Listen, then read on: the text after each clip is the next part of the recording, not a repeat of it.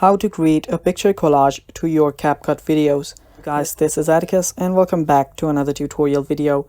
In today's video, I'll teach you guys how you can create a picture collage on your CapCut. So let us begin. First, open up your CapCut. After you open it up, tap on New Project. After you do that, you will need to add few pictures. So first, let us start with one. Tap on Add, and now you have added a picture.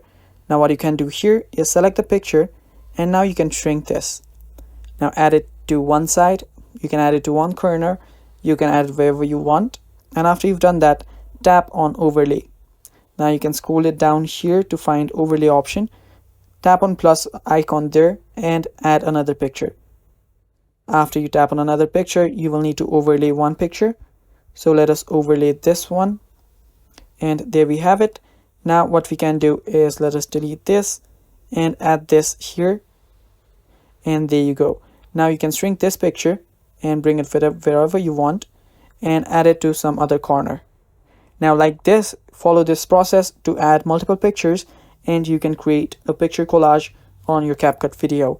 And that is basically it for this video too. Thanks for watching. Stay tuned for more upcoming videos, and bye bye.